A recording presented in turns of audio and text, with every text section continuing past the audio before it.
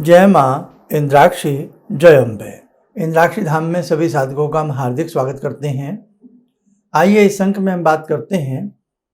कई बार व्यक्ति को बहुत ज़्यादा डिप्रेशन हो जाता है और कई बार कुछ नेगेटिव एनर्जी का वास ऐसा होता है घर में, परिवार में या किसी विशेष व्यक्ति के ऊपर कि बहुत ज़्यादा दिक्कतें उस व्यक्ति को महसूस होती हैं।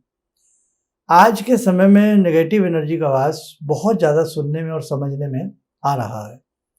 क्या है सारी जानकारी और किस प्रकार से हम उस नेगेटिव एनर्जी की पहचान घर से, परिवार से, कुंडली के माध्यम से कर सकते हैं, सारी चीज़ें बताएंगे। आइए पहले आज का हम पंचांग देखें।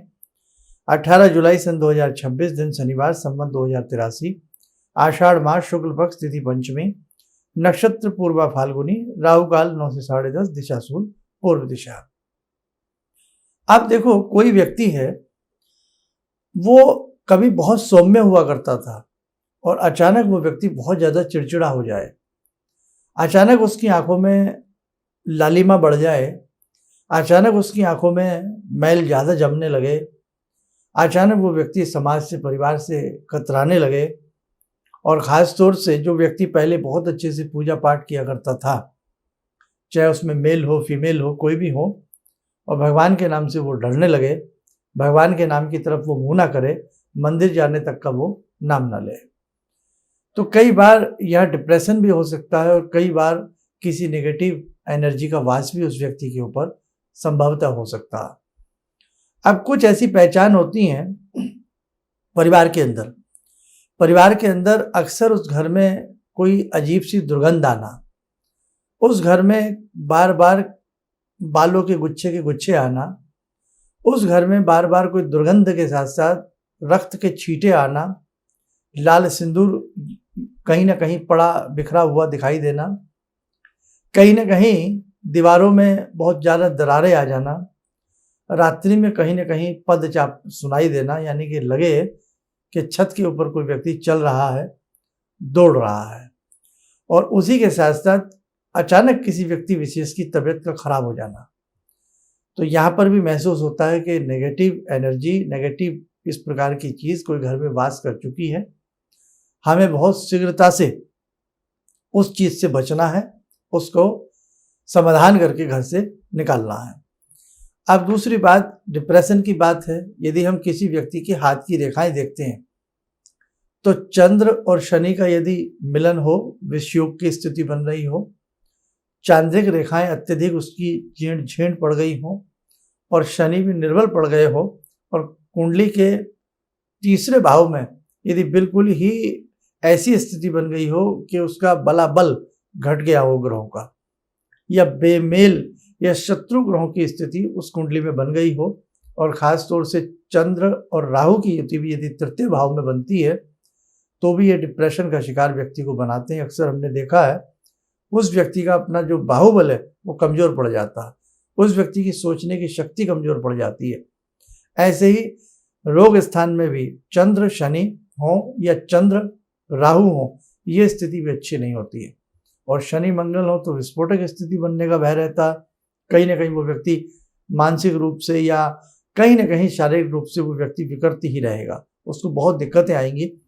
इसलिए समय पर जब कभी ऐसा लगे तो हमें अपनी कुंडली दिखानी चाहिए। यदि आपकी डिटेल एक्यूरेट नहीं है, टाइम में गड़बड़ी है, तो हाथ की रेखाएं तो सर्वोत्तम होती ही होती हैं। उस स्थिति में यदि हाथ की रेखाओं में भी ये लगे कि बहुत सारी रेखाएं अचानक उग आई हैं, हाथ में बहुत रेखाएं बन गई हैं, हाथ रेखाओं का जाल सा हाथ में बन गया है, हाथ बीच बीच में से कहीं ना कहीं से पर्वत जो हैं वो अंदर की तरफ धंस गए, रेखाएं बहुत ज़्यादा महीन बारीक बारीक सी दिख रही हैं, ग्रिल, दाग, धब्बे, काले रंग में रेखाएं हमें दिख रही हैं, तो भी हमें समझ जाना चाहिए या तो ये व्यक्ति किसी बड़े रोग से ग्रसित है या फिर इसको कोई कहीं ना कहीं नेगेटिव एनर्जी का इसके ऊपर वास हो गया है। हालांकि ये सब चीज़ें विश्वास में नहीं आती, लेकिन बहुत ऐसी चीज़ें हैं प्रकृति के गर्भ में, इतना कुछ है कि अभी जानना शायद सदियों बीत जाए। ऐसे ही किसके ऊपर क्या गुजरती है ये वही जानता है। अब खैर, आप मेरा हिंट तो समझ गए होंगे कि ऐसी स्थिति यदि किसी व्यक्ति के घर में है, किसी व्यक्ति विशेष के ऊपर है, तो सबसे उत्तम है उस व्यक्ति को गायत्री मंत्र पढ़ने की राय दी जाए।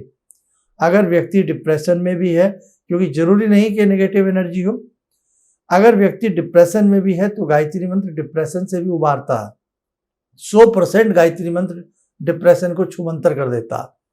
तो हमें उस व्यक्ति को बोलना चाहिए कि आप गायत्री मंत्र पढ़ें।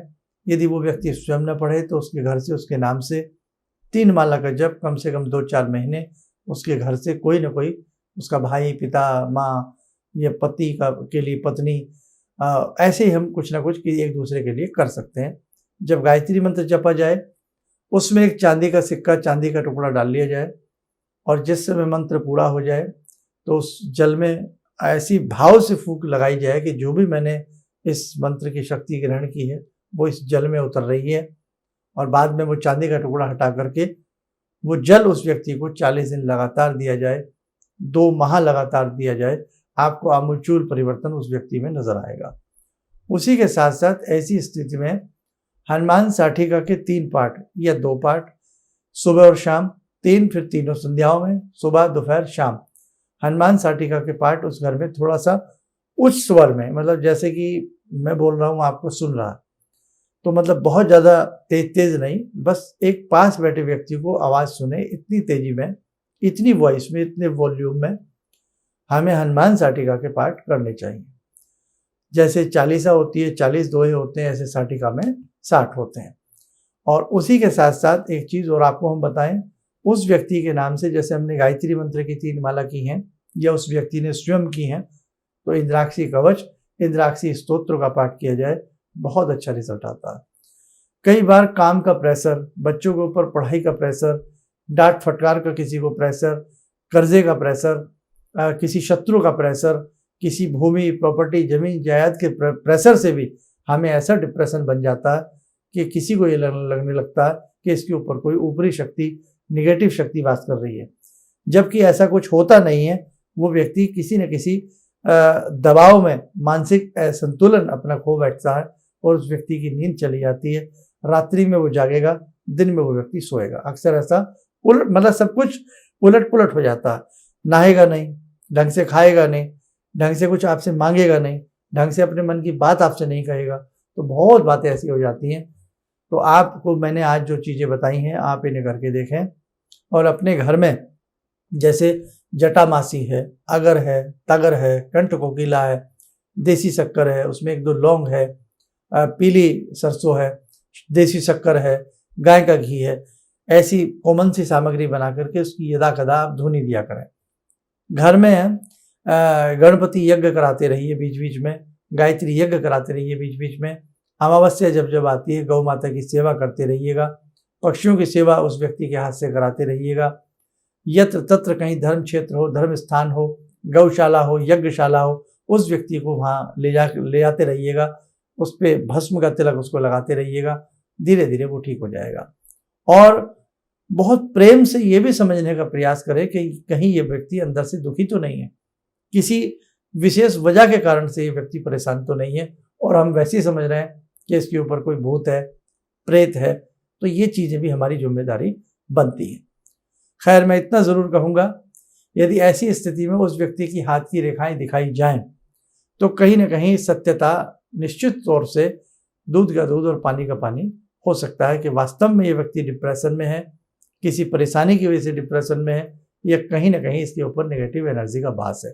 आज जो मैंने ये उपाय बताए हैं, तो चाहे वो व्यक्ति डिप्रेशन में हो, किसी प्रॉब्लम की वजह से ऐसी हरकतें कर रहा हो, यानी कि परेशान हो रहा हो और घर वाले उसे देख देख करके परेशान होते हो, या उस व्यक्ति के ऊपर वास्तव में कोई नेगेटिव एनर्जी हो, तो ये उपाय करने से निश्चित उस व्यक्ति को जो भी हो उसे आराम मिलेगा।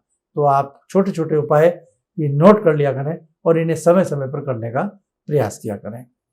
आइए समय हो चला आज की ध्यान साधना का। आज की ध्यान साधना में जुड़ते हैं भगवान श्री राम से। ओम रामो राजमणि सदा विजयते, रामं रमे संभजे, रामेण विहता निशाचर चमू, रामाय तस्मै नमः। रामानास्ति परायणं परतरं, रामस्य दासोऽम्यहं रामे चित्तलया सदा भवतु मे भो राम मामुद्धर राम रामेति रामेति रमे रामे मनोरमे सहस्रनाम तत्तुल्यं राम नाम वरानने आदो राम तपोवनं दिगमनं हत्वा मृगं काञ्चनं वैदेहीहरणं जटायुमरणं सुग्रीवसंवासनं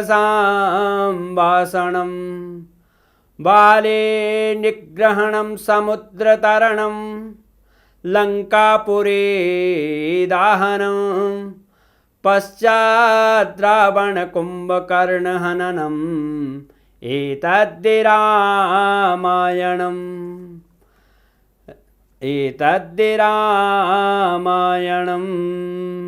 कवच बना लें, ध्यान करें, राम जी का शुभ आशीष हम सबके ऊपर बरस रहा है।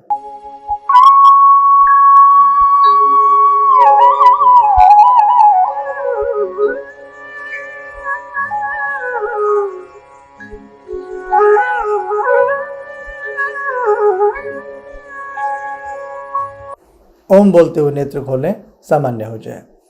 देखो साधकों, एक संदेश और सुन लें। 29 जुलाई की गुरु पूर्णिमा है।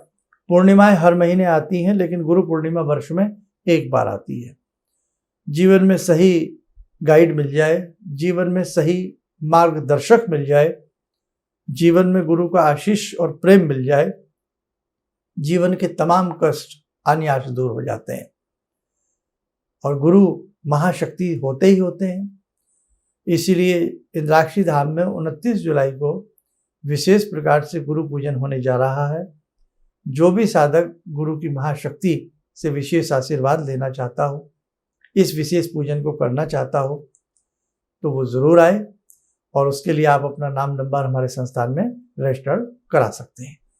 ध्यान रहे, 29 जुलाई की गुरु पूर्णिमा है, दिन बुधवार रहेगा और ये पूजन प्रातःकाल करीब 10 बजे के आस 10 साढ़े 10 बजे से प्रारंभ हो जाएगा। चलिए, आप सब लोग स्वस्थ रहें, सुखी रहें। इन्हीं शुभकामनाओं के साथ हम अपनी वाणी को विराम देते हैं। जय जय अम्बे।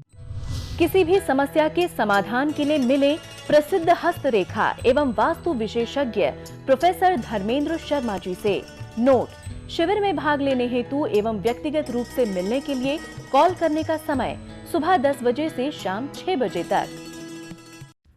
हमारे विभिन्न ज्ञानवर्धक कार्यक्रम देखने के लिए आप हमें अभी सब्सक्राइब करें, बेल आइकन को प्रेस करें ताकि आप देख सकें हमारा कार्यक्रम सबसे पहले।